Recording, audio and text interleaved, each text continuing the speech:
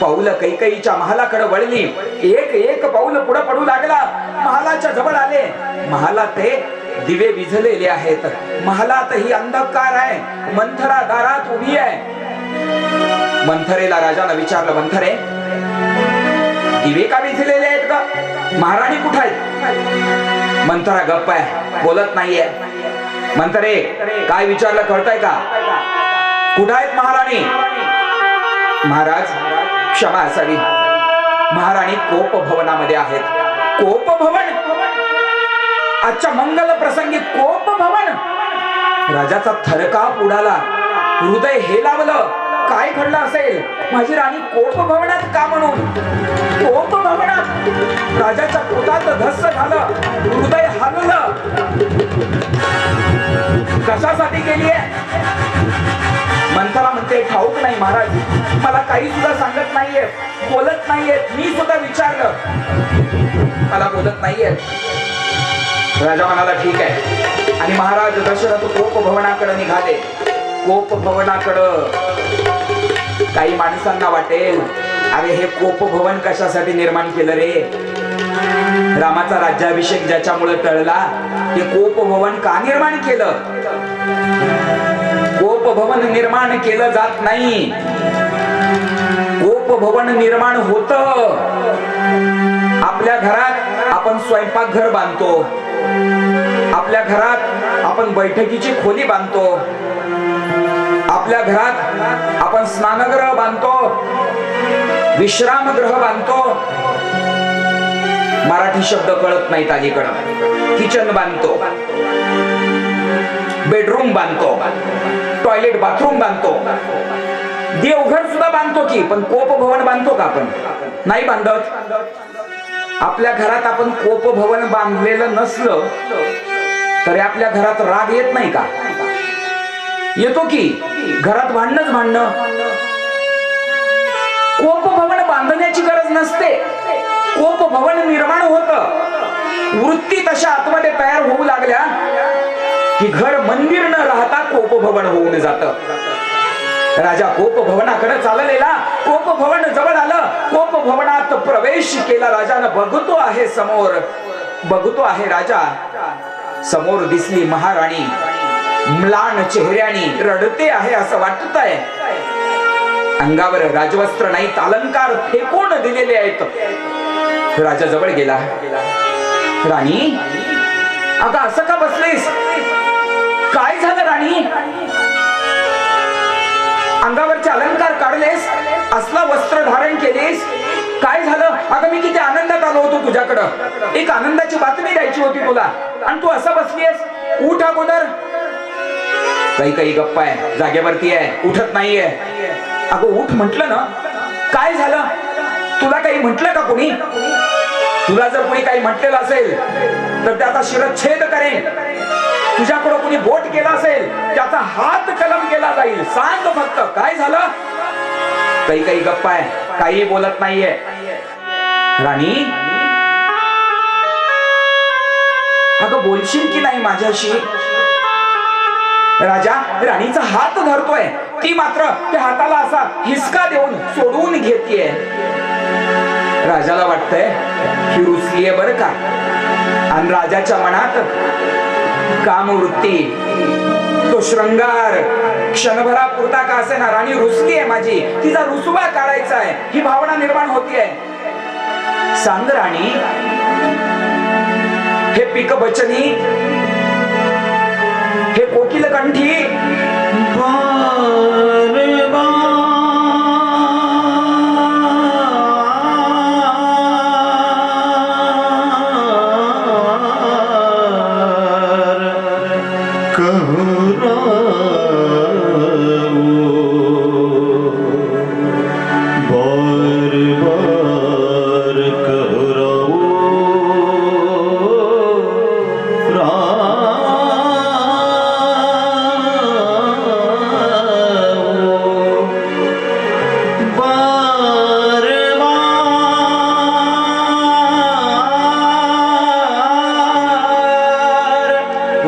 राजा बोलतो आहे.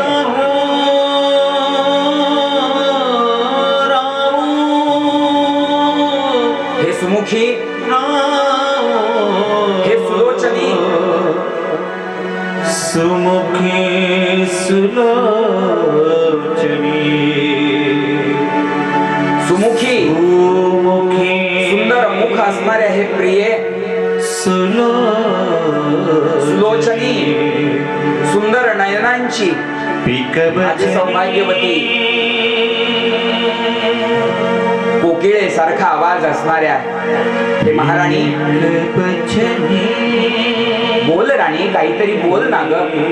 असं का बसलीस? तुझा रुसवा काढायला मी तयार आहे ना. बोल ना काहीतरी. बार बार कहराऊं, तुझ्या रागाचं कारण तरी सांग. सुमुखी सुलोचनी पिकबचनी, हे गजगामिनी, कारण मोही सुना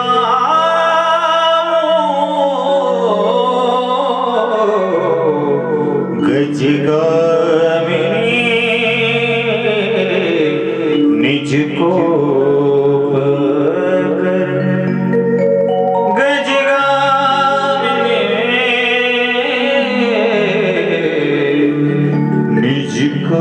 तुझ्या रागाचं कारण सांग राणी. हे गजगामिनी, सगळ्या शब्दांचे अर्थ सुद्धा सांगताना संकोच वाटावा असे शब्द आहेत. राजा, हे प्रिये, हे सुलोचनी, हे सुमुखी, चार सुना घरी आल्यात. चारही मुलांची लग्न झाली आहेत आणि राजा म्हणतोय हे सुमुखी, हे सुलोचनी, हे गजगामिनी. म्हातारपणी शोभत का असं?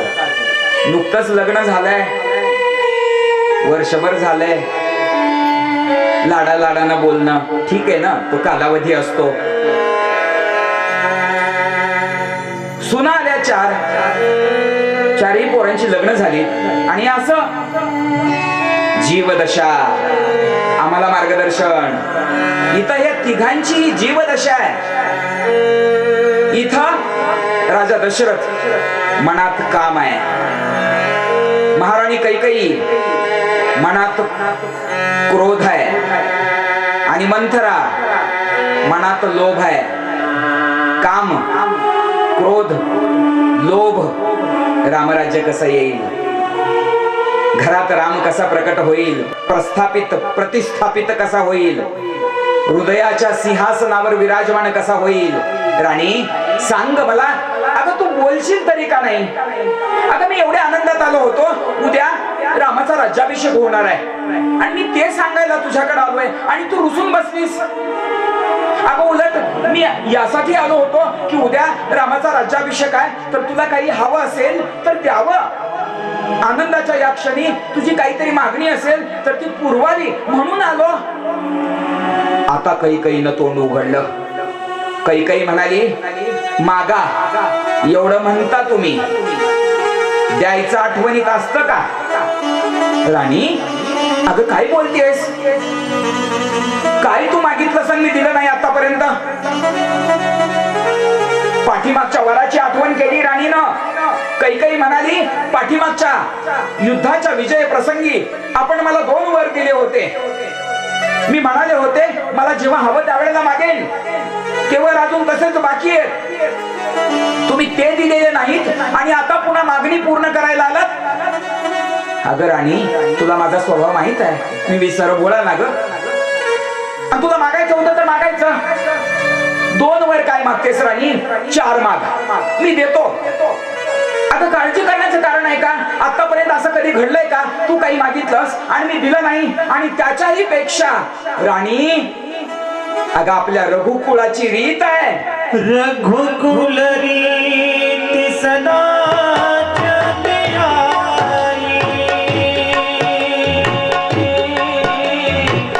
प्राण जाओ बरु बचन न जाए. सिया राम जय जय राम, सिया राम जय जय राम. आपल्या रघुकुळाची रीत आहे राणी. रघुकुल रीति सदा चली आई, प्राण जाई पर वचन न जाई। रघुकुल रीति सदा चली आई,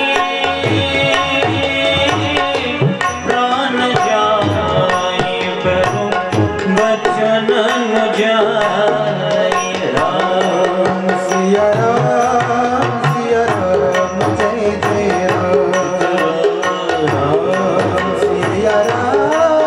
सिया राम जय जय राम। आणि अगं रघुकुलाची रीत आहे, तू माग फक्त, आमच्या इथं प्राण दिला जाईल पण वचन मोडलं जात नाही। अभिवादन आहे बघा त्या वंशास, जिथं प्राण देऊन सुद्धा वचन पाळलं जातं, त्या सूर्यवंशास, त्या रघुकुलास प्रणिपात करावासा वाटतो। प्राण जाई पर वचन न जाई। माग राणी, जे हवंय ते माग, एक नाही तू 2 वराचं बोलतेस ना, 4 माग। मी रामाची शपथ घेऊन सांगतो राणी, तुझे वचन, तुझे मागशील ते पूर्ण करण्यास मी बांधील आहे। रामाची शपथ शब्द कानावरती पडले आणि कैकई बोलू लागली। पहिला वर कैकईनं मागितला, सुनहु प्राण प्रिय भाव तुझी का,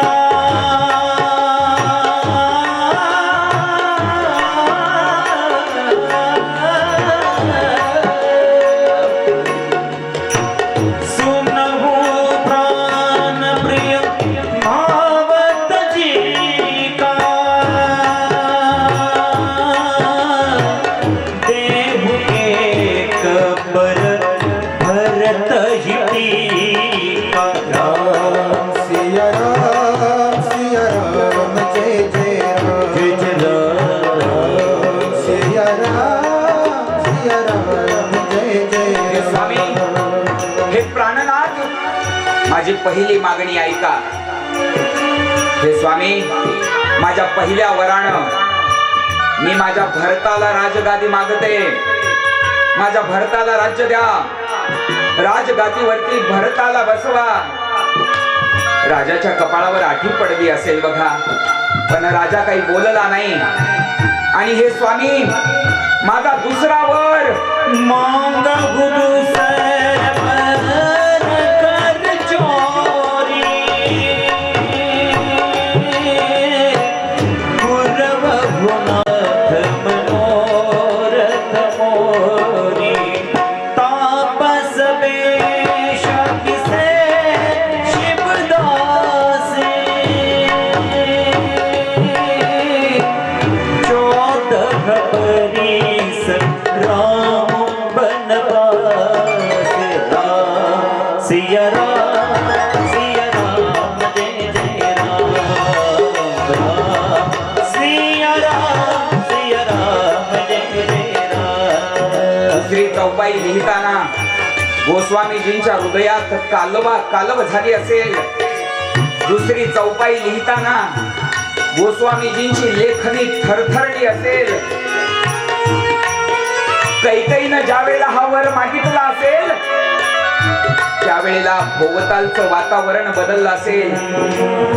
दिव्याच्या ज्योती थरथरल्या असतील, कुठून तरी वादळ घोंगावत अयोध्येवरून पुढे गेलं असेल। हिरव्या ओरडल्या असतील, कुत्रे रडले असतील। सगळ्यांच्या अंतःकरणाची कालव पुढे होईल, पण अस्तित्वाला कळलं असेल काय मागतेय। कैकई बोलू लागली, महाराज, दुसऱ्या वरानं मी आपणाला मागते आहे। रामाला 14 वर्षाचा वनवास, तापसी वेशात वल्कल धारण करून रामानं अयोध्या सोडावी आणि 14 वर्षाचा वनवास रामानं स्वीकारावा। राजाच्या पोटात धस्स झालं, अंतःकरणात कालव झाली, मन गोंधळून गेलं, हृदय हलवून गेलं। राणी, काय बोलतेस? रामाला वनवास? तुझं डोकं ठिकाणावर आहे ना कैकई? रामाला वनवास?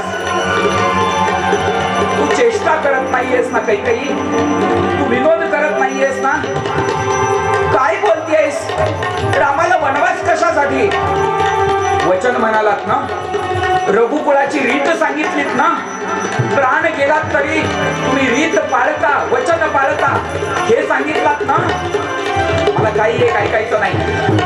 माझं वचन तुम्हाला पूर्ण करावं लागेल, नाहीतर मी माझे प्राण देईन.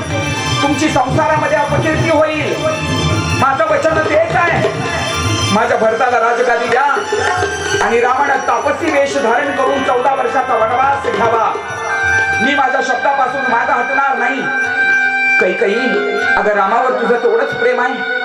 कैकई, राम तुझ्याकडे जास्त वेळ असतो. कैकई, तू जर म्हणशील तर भरताला राजगादी द्यायला माझी हरकत नाही. भरताला राजगादी देऊया, पण रामाला वनवास कशासाठी? कैकई, रामाला वनवास कशासाठी? कैकई म्हणते का आता का शब्दापासून मागे फिरताय? भरत तुमचा नाही, फक्त रामावरच तुमचं प्रेम, भरतावर नाही. कैकई, कोणत्याही बापाला आपली सगळी लेकरं डोळ्यांसारखी प्रिय असतात. माणसाचं या डोळ्यावर प्रेम आहे आणि या डोळ्यावर नाही असं घडत नाही. कैकई, दोन्ही डोळ्यांवरती सारखंच प्रेम असतं ग. मी फक्त परंपरेला निर्वाहित करत होतो.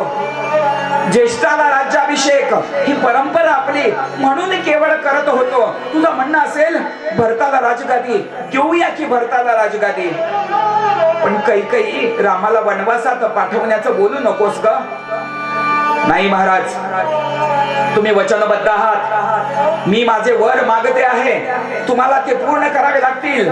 राजाच्या लक्षात आलं हिला झालेला रोग असाध्य आहे, हिचं मन पालटणार नाही. राजा कोसळला बघा, राजा कोसळला, जमिनीवरती पडला राजा आणि हुंदके देऊन रडू लागला. राजा हुंदके देऊन रडू लागला. रात्र पुढे पुढे सरकते आहे. अयोध्या मात्र वाट बघते आहे आनंदोत्सवाची. घराघरात आनंद आहे. लहान मुलं विचारतायत सकाळ कधी होणार हो बाबा? सकाळी रामदादांचा राज्याभिषेक आहे ना. सगळ्यांच्या मनाला तिकडं आनंद झालेला आणि इकडं राजप्रसादात काहीतरी वेगळं कारस्थान सुरू होतं. वेळ जड झाली होती. राजा दशरथाची राजा हात जोडून विनवणी करत होता. कैकई, वचन माग घे. भरताला राजगादी देऊया आपण, पण रामाला वनवासात पाठविण्याची भाषा बोलू नकोस. आणि कैकई म्हणत होती नाही महाराज, माझे वचन आपणाला पूर्ण करावे लागतील. राजानं हात जोडले, गुडघ्यावरती टेकला.